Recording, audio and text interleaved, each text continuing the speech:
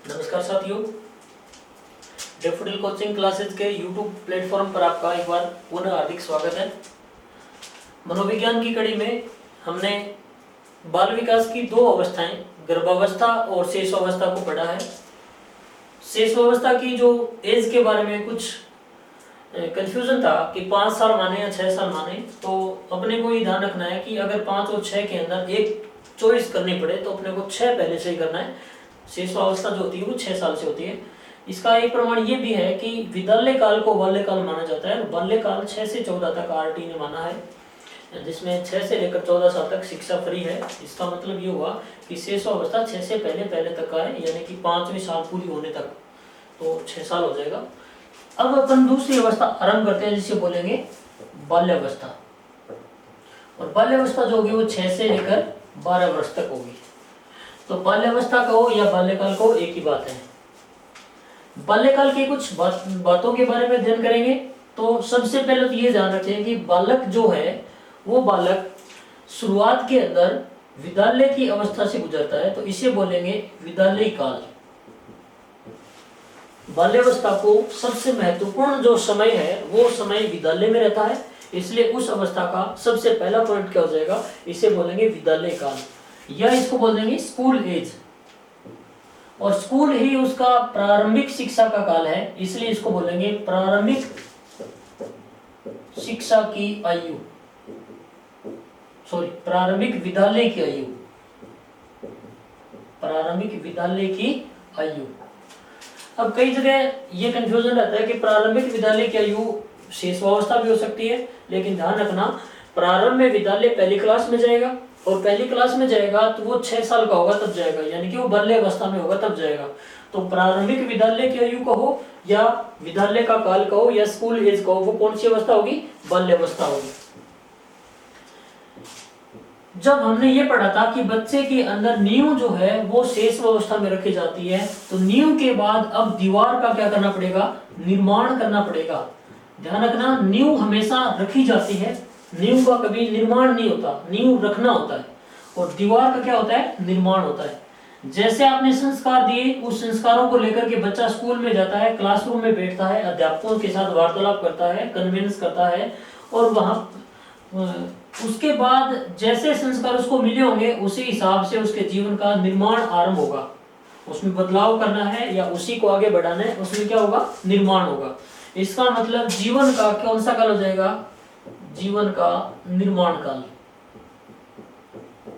जिस प्रकार से नींव का काल किसने कहा था, अगर आप रिवाइज करोगे पुराने वाली चीज को, जीवन का नींव का काल कहने वाले व्यक्ति कौन थे, तो हमें याद आएगा कि ऐसा कहने वाले व्यक्ति थे सिगमंड फ्राइड। तो सिगमंड फ्राइड ने जब नींव रखी तो वही तो आगे जाकर के निर्माण करेगा। इसका मतलब निर्माण काल भी किसने कहा था, सिगमंड फ्राइड ने। इस काल के अंदर बच्चा विद्यालय में जाएगा, और विद्यालय में जाकर के अब वो उस चीजों को समझना आरंभ कर देगा। इसी को बोल देते हैं जीवन का अवबोध काल। समझ पहले भी होती है, लेकिन यहाँ पर बात कर रहे हैं अधिगम के संदर्भ में, सीखने सिखाने के संदर्भ में। बच्चा पहले अनुकरण भी करता है उस अवस्था में, लेकिन यहाँ पर अवबोध का मतलब किससे हो जाएगा, अधिगम से। तो इसको कौन सा काल बोलेंगे, अवबोध काल बोलेंगे। विद्यालय की आयु होगी। इसके बाद हमने एक पढ़ा था खिलौनों का काल। खिलौनों का काल कौन सी अवस्था थी, शेष अवस्था। अब बच्चा खिलौनों को छोड़ देता है घर पे, और वो एक टोली के अंदर, दल के अंदर, गैंग के अंदर अपने मित्रों, अपने साथियों के साथ कोई ना कोई खेल खेलने लग जाता है। इसका मतलब इस अवस्था को कौन सा काल बोलेंगे, खेल की आयु। खेल की आयु का मतलब अब उसकी रुचि किसमें है, खेल में रुचि है। किसमें रुचि है, खेल में। जैसे क्रिकेट हो जाएगा, फुटबॉल हो जाएगा, या फिर छुपन छुपाई हो जाएगा। कोई भी एक जो उसने नियम बना रखे हैं, उस टोली ने नियम बना रखे हैं, उसके अकॉर्डिंग वो खेल रहे हैं। भले ही नियम सही हो गलत हो, वो सब सहमत है उस चीज से, वो खेल खेलते हैं। इसके बाद जो खेल खेल रहा है, उस खेल के लिए कोई ना कोई एक टोली चाहिए, दल चाहिए, गैंग चाहिए, या इसको समूह बोल सकते हैं। वो स्कूल में भी बनाना शुरू कर देगा, आस पड़ोस के अंदर भी उसकी टोली, गैंग, दल होगा। इसका मतलब बाल्यकाल को टोली का, दल का, गैंग का या समूह की आयु कहा जाता है। बाल्यावस्था के अंदर बच्चा जो विद्यालय में जाता है तो उसके आसपास उसके सहपाठियों को देख करके उस बालक के अंदर मित्रता होती है। मित्रता को देख करके उनकी कोई ना कोई एक विचारों को मैच करने वाली टोली बन जाती है, गैंग बन जाती है। तो आपने खेल भी खेले होंगे विद्यालय के अंदर, जैसे आधी छुट्टी होती है, इंटरवल होता है, उस इंटरवल के दौरान 5-10 मिनट के अंदर टिफिन निपटाया, खाना वाना खा के घर से आ गए। अब आप कक्षा 7 के बालक एक तरफ, कक्षा 8 के बालक एक तरफ, और ग्राउंड के अंदर धमा चौकड़ी कर रहे हैं, भाग रहे हैं, दौड़ रहे हैं। इसका मतलब आपकी कक्षा 7 की टोली बनी हुई है, गैंग बनी हुई है, और जैसे ही आपके किसी साथी ने गलती की और दूसरी कक्षा का साथी उसके साथ टोली के साथ हावी हुआ तो आपकी भी टोली बन जाती है कक्षा की। जैसे 8वीं कक्षा के बालकों की टोली, 7वीं कक्षा के बालकों की टोली। तो वो जो काल है वो काल कौन सा कहलाता है? गैंग या दल या समूह की आयु। इसका मतलब इसके अंदर सामूहिकता का विकास है वो इस अवस्था में आरंभ होगा। अगली जो विशेषता है, वो जो बच्चा क्लास में बैठा है, वो बच्चा क्लास में किसी फालतू कागज से कभी नाव बना रहा है, कभी जहाज बना रहा है, कभी कुछ बना रहा है, कोई गेम खेल रहा है, जैसे आपने चोर सिपाही, राजा मंत्री ये गेम खेला होगा, या फिर आपने कोई दूसरा खेल खेला होगा, नाव बना करके फेंकी होगी, कभी जहाज बना करके फेंकी होगी। तो ऐसे अवस्था में आप किसी न किसी नए कर्तव्य के बारे में सोचते रहते हैं। एक छोटी सी, जैसे मान लो लड़कियों ने फालतू बड़े कतरन से कोई ना कोई गुड्डा गुड्डी बनाए होंगे, या बालकों ने कोई एक गाड़ी बनाई होगी, किसी न किसी लकड़ी के सहारे जो वेस्टेज चप्पल पड़े उसके टायर निकाल करके आपने गाड़ी बनाई होगी। इसका मतलब आपके अंदर क्रिएटिविटी थी, रचनात्मकता थी। और वो काल जो है वो काल कौन सा कहलाएगा? रचनात्मकता का काल। रचनात्मकता का काल, ये रचनात्मकता का काल आरंभिक है। विकसित पूर्णतया प्रौढ़ावस्था में जाकर के होगी, जब आप उसको किसी जीवन के व्यवसाय के अंदर झोंक दोगे, जीवन के व्यवसाय के रूप में अपना लोगे उस क्रिएटिविटी को, तब जाकर के वो चरम सीमा पर पहुंचेगी। तो रचनात्मकता का आरंभिक काल जो कौन सा है वो कौन सा माना जाता है? बाल्यावस्था माना जाती है। इसी को सृजनशीलता का आरंभ काल भी बोलते हैं। आप इसी अवस्था में मिथ्या परिपक्वता की विशेषता के साथ बालक रहता है, और एक यहाँ पर रहता है यथार्थ चिंतन। ये ध्यान रखना, यथार्थ मतलब जैसा बता दिया जाए, तो ये कहलाता है यथार्थवादी दृष्टिकोण। मिथ्या परिपक्वता का मतलब हो जाएगा कि झूठ को ही सच बना करके पेश करना, झूठी कहानियां बताना, मनगढ़ंत कहानियां बताना, ये मिथ्या परिपक्वता कहलाता है। इसी को बोलेंगे छद्म परिपक्वता, यानी कि छलावा करना, झूठ छद्म का मतलब होता है छलावा करना, झूठ बोलना। तो ये सारी की सारी विशेषताएं बाल्यकाल में पाई जाती हैं, बाल्यावस्था में मुख्यतः पाई जाती हैं। इसके अलावा बाल्यावस्था में एक विशेषता ये पाई जाती है कि बच्चों की जो टोली है वो बारिश के दिनों में या किसी छुट्टी के दिन में घूमते घूमते किसी ऐसी जगह पे चले गए जहां उनका कोई उद्देश्य नहीं है। जैसे मान लो गांव में घूमते घूमते, टहलते टहलते, खेलते खेलते किसी दूसरी कॉलोनी में चले गए, तो उस कॉलोनी में, उस दूसरी जगह पर जाने का उनका कोई उद्देश्य नहीं है। इसका मतलब बिना किसी उद्देश्य के भ्रमण करते रहते हैं। इसे कहा जाता है निरुद्देशीय भ्रमण की प्रवृत्ति। बाल्यावस्था की विशेषता क्या है? निरुद्देशीय भ्रमण की प्रवृत्ति। शुरुआत के अंदर जब बच्चा विद्यालय में जाता है तो उस काल के अंदर जो प्रारंभिक शिक्षा होती है, उस प्रारंभिक शिक्षा के अंदर जो उसको प्राप्त होगा वही उसके नियम के रूप में, शिक्षा के नियम के रूप में आगे बढ़ाएगा। इसका मतलब शिक्षा की दृष्टि से, शिक्षा के दृष्टिकोण से जीवन का सबसे महत्वपूर्ण काल जो है वो कौन सा माना जाएगा? महत्वपूर्ण काल कौन सा माना जाएगा? बाल्यावस्था को माना जाएगा।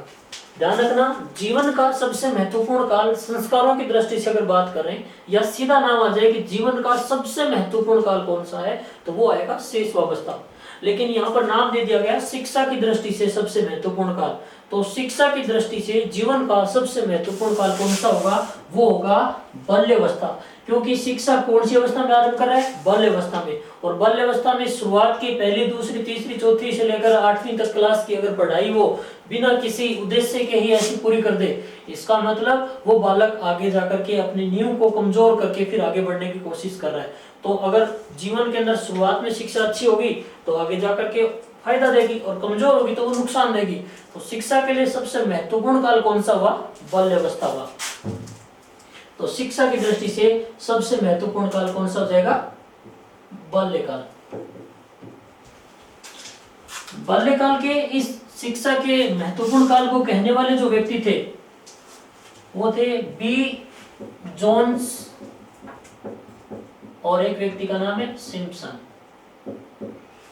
इन्होंने कहा था कि जिस प्रकार से जीवन में शिक्षा जरूरी है तो इस हेतु बाल्यकाल से महत्वपूर्ण और कोई अवस्था नहीं हो सकती। ऐसा कहने वाले व्यक्ति कौन थे, बी जोन्स और सिम्पसन।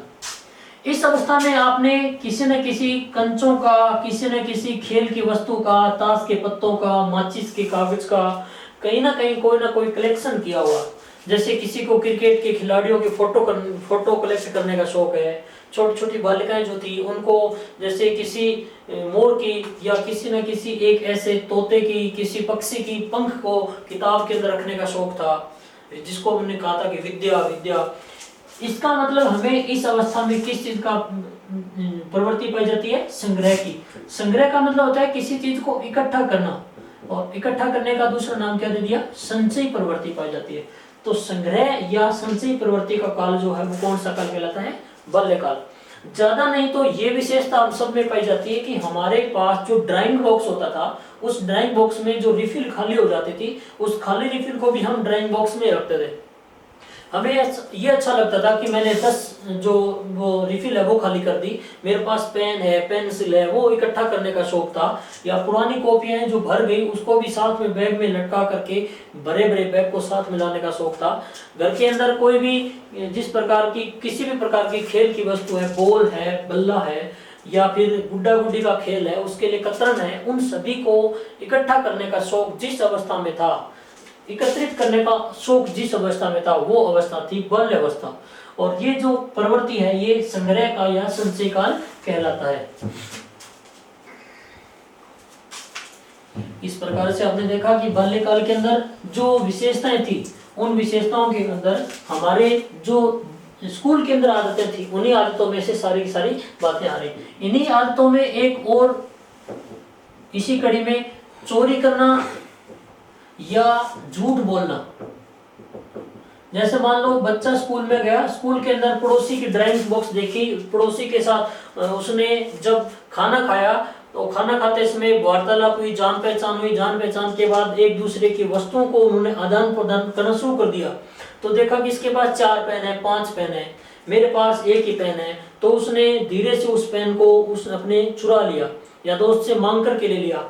मांग करके नहीं लिया तो गिर गया, उसने उठा लिया, उसको पता नहीं चला, उसने पास में रख लिया। घर जाकर मम्मी ने, बड़े भाई ने पूछा तो उसने कहा कि दोस्त ने दिया है। उन्होंने शुरुआत में उस चीज को इग्नोर कर दिया, और ये प्रवृत्ति धीरे धीरे लालची प्रवृत्ति चोरी करने में तब्दील हो गई, झूठ बोलने में तब्दील हो गई।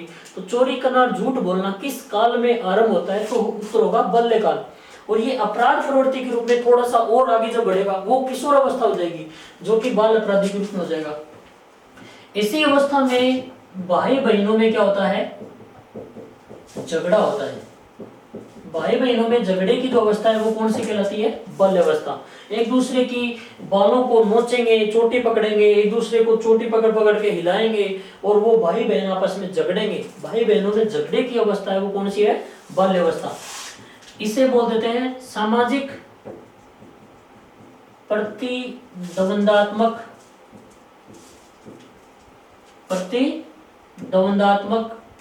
विकास। इसका मतलब समाज के अंदर एक दूसरे के साथ प्रतिस्पर्धा है। एक दूसरा का मतलब भाई बहन, इसी के संदर्भ में कहा गया है सामाजिक रूप से एक दूसरे को विरोधी मानते हैं, उसको एक दूसरे का विरोधी मान करके फिर उनके अंदर प्रक्रिया चलती रहती है। क्लासरूम में आपने देखा होगा कि मॉनिटर कौन बनेगा, तो इसके लिए 3-4 हाथ खड़े हो जाते हैं। डस्टर कौन लेके आएगा, या चौक कौन लेके आएगा, रजिस्टर कौन लेके आएगा, ये काम कौन करेगा। इसका मतलब कोई ना कोई 2-3 भाग करके खड़े होते हैं, क्योंकि सबको अपनी अपनी प्रशंसा चाहिए। तो प्रशंसा पाने की इच्छा इस अवस्था में पाई जाती है, प्रशंसा पाने की इच्छा पाई जाती इस अवस्था में। इसी अवस्था में जो प्रक्रिया है वो बच्चा ज्यादा बोलेगा तो उसको बोल देते हैं बहिर्मुखी व्यक्तित्व का विकास। बहिर्मुखी व्यक्तित्व का विकास। बहिर्मुखी का मतलब यदि बालक को आगे आगे के किसी चीज का प्रतिनिधित्व करने का मौका मिला तो उसको बोलने की जो प्रतिभा है वो आगे बढ़ेगी, उसका विकास होगा और उससे वो क्या बन जाएगा, बहिर्मुखी बन जाएगा। इसे बोल देंगे बहिर्मुखी व्यक्तित्व का विकास। बचपन की जो मित्रता होती है वो मित्रता निस्वार्थ मित्रता कहलाती है। कैसी मित्रता कहलाती है, निस्वार्थ मित्रता। हमने शेषवावस्था में इसको पढ़ा था क्षण मात्र की मित्रता, जिसको कहा था हमने कैसी मित्रता, क्षणिक मित्रता। लेकिन बाल्यकाल के अंदर जब वो क्लासरूम के अंदर किसी एक बच्चे के साथ बैठा है तो उसको ये नहीं पता कि मेरी कैटेगरी क्या है, मेरे पिताजी क्या काम करते हैं, उनकी इनकम क्या है, और जिसके साथ मैं बातचीत कर रहा हूँ, वार्तालाप कर रहा हूँ, जिसके साथ मैं मित्रता कर रहा हूँ, उसके कैटेगरी क्या है, उसके पिताजी की प्रॉपर्टी क्या है, इनकम क्या है। बिना किसी स्वार्थ के ऊपर जो मित्रता आगे बढ़े उसे बोल देते हैं निस्वार्थ मित्रता। और हम यदि खुद सोचें कि आज तक पहली क्लास से लेकर के ये जो हमारी बीएसटीसी, बीएड या जितनी भी एजुकेशन आज तक हुई है, उस एजुकेशन में हमारे जो भी एक विश्वस्त मित्र की अगर कल्पना करें कि कौन हो सकता है, तो हमें ज्यादा विश्वास उसी मित्र पर होगा जो हमारे प्रारंभिक स्कूल के साथ, हमारे प्रारंभिक एजुकेशन में हमारे साथ था। इसका मतलब निस्वार्थ मित्रता वही होगी जो बचपन की मित्रता होगी। तो निस्वार्थ मित्रता, कृष्ण सुदामा के बारे में आप जानते हो कि वो निस्वार्थ मित्रता थी।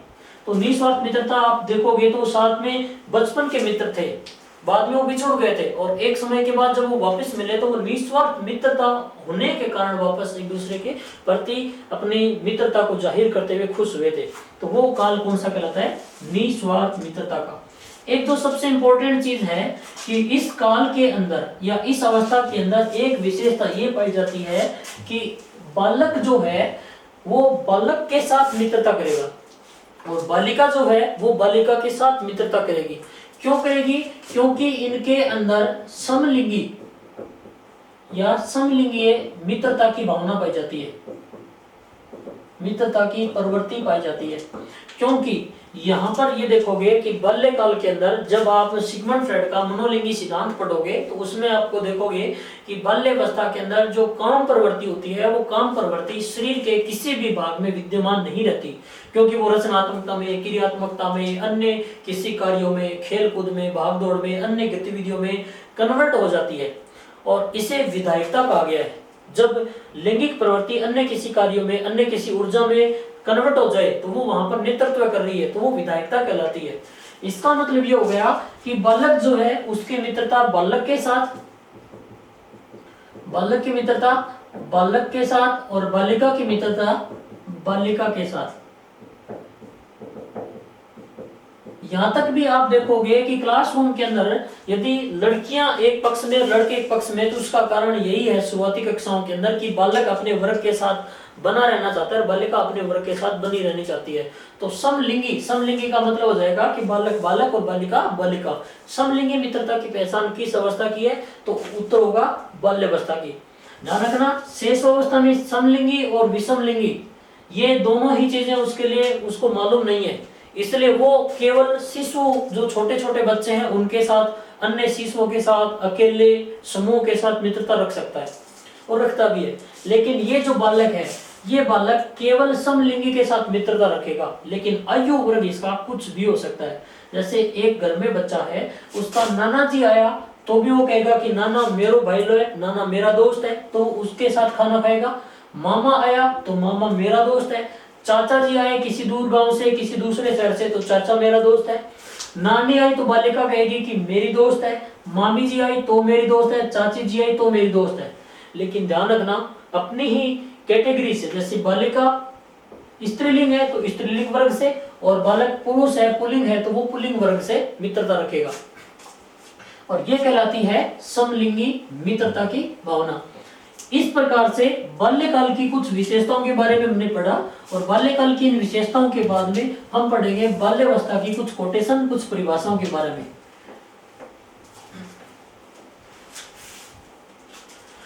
बाल्यावस्था की सबसे पहली जो विशेषता है, पहली जो परिभाषा है, वो परिभाषा है कोल एवं ब्रुश की। कोल एवं ब्रुश ने इस काल को अनोखा काल कहा है। बाल्यकाल जो है वो जीवन का कैसा काल है? अनोखा काल। परिभाषा के अंदर तीन चीजें याद रखनी होती है, किसने कहा और क्या कहा और किस अवस्था के बारे में कहा। जैसे मान लीजिए प्रश्न ये आ गया कि कोल ब्रुश ने जीवन का अनोखा काल कहा है, गर्भावस्था को, बाल्यावस्था को, शेषावस्था को, किशोरावस्था को, तो उत्तर होगा बाल्यावस्था को। जीवन का अनोखा काल बाल्यावस्था है, किसने कहा? कोल ब्रुश ने। कोल ब्रुश ने बाल्यावस्था को क्या कहा? जीवन का अनोखा काल। याद कैसे करना है कि कोलगेट है तो ब्रुश भी होना चाहिए, और ब्रुश है तो कोलगेट भी होनी चाहिए। इसका मतलब कोलगेट के बिना ब्रुश कोई काम का नहीं, और ब्रुश के बिना कोलगेट कोई काम की नहीं, क्योंकि इन दोनों के अंदर कैसा संबंध है? अनोखा संबंध है। तो जीवन का अनोखा काल कौन सा काल हो जाएगा? बाल्यकाल। तो जीवन का अनोखा काल किसने कहा? जिसके अंदर कैसा संबंध है? अनोखा। किसमें है? कोल और ब्रुश में। कोल से क्या बना? कोलगेट, और ब्रुश से क्या बना? ब्रुश। कोलगेट और ब्रुश में कैसा संबंध है? अनोखा संबंध है। कोल और ब्रुश की पहली परिभाषा। दूसरी जो परिभाषा है वो परिभाषा है रोस की। रोस ने कहा था कि जो बच्चा है या जो बालक है, वो बालक यदि झूठ बोले, झूठ को ही सच बताने लग जाए या छलावा करे, तो आप उसको रस्सी से बांध देना। किससे बांध देना? रस्सी से। कब बांध देना? जब वो क्या बोले? झूठ बोले। और झूठ बोलने को क्या बोल देते हैं? मिथ्या परिपक्वता, या इसको क्या बोलेंगे? छद्म परिपक्वता। जीवन के अंदर मिथ्या परिपक्वता का काल या छद्म परिपक्वता का काल किसने कहा है? रोस ने कहा है। कौन सी अवस्था को कहा? बाल्यावस्था को। बालक क्या बोलेगा? मिथ्या, झूठ बोलेगा। किससे बांधना पड़ेगा? रस्सी से। रस्सी से क्या बना? रोस। रस्सी से क्या बनेगा? रोस। पहली परिभाषा कोल ब्रुश की। कोलगेट और ब्रुश का कैसा संबंध है? अनोखा संबंध है। दोस्तों ध्यान रखना, परिभाषाएं ऐसे याद करनी अपने को कि उस परिभाषा का कथन, वो परिभाषा देने वाला व्यक्ति और वो अवस्था अपने आप ऑटोमेटिक ऑप्शन में दिखते ही याद हो जाए, दिखते ही उसका उत्तर स्पष्ट हो जाए। कोलगेट ब्रुश से उत्तर क्या होगा? अनोखा। रोज रस्सी से किसको बांधोगे? बालक को। कब? जब वो क्या बोलेगा? झूठ बोलेगा। झूठ को छद्म भी बोलते हैं, मिथ्या भी बोलते हैं, इतना अपन जानते भी हैं। अगली परिभाषा है किलपैट्रिक। क्या क्या कौन सी परिभाषा है? किलपैट्रिक। यदि बच्चे समाज के अंदर आपस में एक दूसरे के प्रतिद्वंदी बन जाएं, एक दूसरे के साथ झगड़ रहे हैं, दो बच्चे हैं, दो बालक हैं, घर में झगड़ रहे हैं, लड़ाई कर रहे हैं, तो आप उनको कहोगे कि मैं तेरे को पेटी के अंदर बंद करके आगे से किल्ला लगा दूंगा। इसका मतलब बड़ा सा संदूक होता है जिसको अपन पेटी बोल सकते हैं। वो आपस में क्या कर रहे हैं? सामाजिक रूप से क्या बने हुए हैं? एक दूसरे के प्रतिद्वंदी बने हुए हैं। जैसे मान लो दो भाई किसी ग्राउंड के अंदर से खेल कर आए, क्रिकेट खेल कर आए, या एक बहन ने भाई की शिकायत कर दी, और शिकायत करने के बाद भाई की पापा जी ने पिटाई कर दी। पिटाई करने के बाद जब पापा बाहर गए तो अब वो कह रहे हैं कि मैं बहन को पीटूंगा। अब पीटने से बचाने के लिए मम्मी कह रही कि अगर तुमने लड़ाई की तो दोनों को अलग अलग पेटी में बंद करके आगे से कुंडा या किला लगा देंगे। इसका मतलब उनको ये कहा जा रहा है कि प्रतिद्वंदता क्या नहीं करनी, नहीं तो किस में बंद कर देंगे? पेटी में। आगे क्या लगा देंगे? किला। किलपैट्रिक ने बताया कि बाल्यकाल जो है वो सामाजिक प्रतिद्वंदता का काल है। किसने कहा था? किलपैट्रिक ने। कौन सी अवस्था को कहा? बाल्यावस्था को। अगली परिभाषा है सिगमंड फ्रायड की। सिगमंड फ्रायड ने न्यू का काल बताया था। कौन सी अवस्था को? शेषावस्था को। और न्यू के बाद जीवन में आगे क्या करना पड़ेगा? निर्माण करना पड़ेगा। तो जीवन का कौन सा काल हो जाएगा? निर्माण काल। कौन सी अवस्था? बाल्यावस्था। जो न्यू बनाएगा वही मिस्त्री तो निर्माण करेगा। न्यू किसने बनाई थी? सिगमंड फ्रायड ने। और निर्माण भी कौन करेगा? Sigmund Freud. तो परिभाषा किसकी हो जाएगी? सिगमंड फ्राइड की, जीवन का निर्माण काल। दूसरी परिभाषा इन्होंने दी थी, इन्होंने शैशवावस्था को शिशु के अंदर काम प्रवृत्ति का काल बताया और इन्होंने ही कहा कि बालक के अंदर ये जो काल है ये काम की प्रवृत्ति गायब हो जाती है, इसलिए इस अवस्था का नाम प्रसुप्ति अवस्था है। यानी कि इसमें काम प्रवृत्ति अव्यक्त होती है। समझ में आ गई बात? यहाँ पर काम प्रवृत्ति क्या होती है? अव्यक्त होती है। ऐसा कहने वाले व्यक्ति कौन थे? Sigmund Freud. सिगमंड फ्राइड ने बताया जीवन का कौन सा काल होता है? निर्माण काल। इससे पहले उसने कौन सा काल बताया था शैशवावस्था को? नींव का काल। प्रसुप्ति काल कौन सी अवस्था को बताया? बाल्यावस्था को। और शैशव कामुकता कौन सी अवस्था को बताया? ये बताया था इन्होंने शैशवावस्था को। काम प्रवृत्ति, शैशव कामुकता दोनों अलग अलग अवस्था में बताई है। नींव और निर्माण दोनों अलग अलग अवस्था में बताए हैं। बताने वाले व्यक्ति का क्या नाम है? Sigmund Freud. अगली विशेषता बी जोन्स और सिम्पसन। जिस प्रकार से जीवन के अंदर जीन महत्वपूर्ण होता है, आनुवंशिकता की इकाई जिसे कहा जाता है, आनुवंशिकता का वाहक जो होता है, गुणसूत्र का मेन जो धारक होता है, जिस प्रकार से जीन होता है उसी प्रकार से जीवन के अंदर शिक्षा होती है। ये किसने कहा था? जीन से क्या बना? जोन्स। और शिक्षा से क्या बना? सिम्पसन। जीवन के अंदर, जीवन में किसके लिए? शिक्षा के लिए, शिक्षा की दृष्टि से कैसा काल है? सबसे महत्वपूर्ण। सबसे महत्वपूर्ण शिक्षा सिम्पसन से नाम गया। सिम्पसन से मतलब सीखने का, सीखने का मतलब शिक्षा लोगे तभी सीखोगे। और जीन का मतलब जीवन का महत्वपूर्ण काल। तो जीवन के अंदर शिक्षा का सबसे महत्वपूर्ण काल कौन सा होगा? ये कहा था जीवन के अंदर शिक्षा का सबसे महत्वपूर्ण काल बाल्यकाल है। ये कहने वाले व्यक्ति थे बी जोन्स व सिम्पसन। अगली जो परिभाषा है इसके अंदर एक परिभाषा रोस की ओर है। इसने कहा था कि बाल्यावस्था जीवन के अंदर स्थिरता का काल है। किसका काल है? स्थिरता का काल है। जब तुम ये जो झूठ बोलेगा और झूठ बोलेगा तो रस्सी से बांधोगे, रस्सी से बांधने के बाद ये हिल थोड़ी जाएगा, नहीं हिलेगा। नहीं हिलेगा इसका मतलब ये क्या हो जाएगा? अब स्थिर हो जाएगा। ऐसा कहने वाले व्यक्ति कौन थे? रोस। ये परिभाषा भी किसकी है? रोस की परिभाषा है। इस प्रकार से बाल्यकाल की कुछ विशेषताएं और कुछ परिभाषाएं हमने पढ़ी। परिभाषाओं को एक बार वापस रिवाइज कर लेते हैं। पहली परिभाषा कोलगेट ब्रुश का कैसा संबंध है? अनोखा संबंध है। रोस, रस्सी से बांधोगे क्योंकि क्या बोल रहा है? झूठ बोल रहा है। और फिर वो क्या हो जाएगा? स्थिर हो जाएगा। इसके बाद किलपेट्रिक, जब बच्चे को पेटी के अंदर बंद करके किला लगाना पड़ेगा तो ऐसी नौबत तब आई जब बच्चा एक दूसरे के साथ क्या बना हुआ है? प्रतिद्वंदी बना हुआ है। सिगमंड फ्राइड ने कहा था कि जीवन के अंदर नींव का काल तुम शैशवावस्था में करोगे तो बालक में जीवन का क्या करना पड़ेगा? निर्माण करना पड़ेगा। और उस अवस्था में बच्चे के अंदर प्रसुप्ति अवस्था पाई जाती है, यानी कि काम की प्रवृत्ति क्या होती है? अव्यक्त होती है। बी जोन्स और सिम्पसन ने कहा कि जीवन के अंदर शिक्षा की दृष्टि से बाल्यावस्था से महत्वपूर्ण और भी कोई काल नहीं है। इस प्रकार से बाल्यकाल की कुछ विशेषताएं और कुछ कोटेशन परिभाषा हमने पढ़ी है। इसके बाद जो तीसरी अवस्था आएगी उसको अपन अगले वीडियो में पढ़ेंगे। इसके लिए बाल्यावस्था और शैशवावस्था के लिए आप वापस एक में रिवाइज करके देखोगे तो आपको लगेगा कि कुछ मनोवैज्ञानिकों ने सभी अवस्थाओं में अपनी अपनी कोटेशन दी है और वो एक दूसरे से जुड़ी हुई है। आज के लिए इतना ही, आगे के वीडियो में फिर से मिलेंगे। धन्यवाद।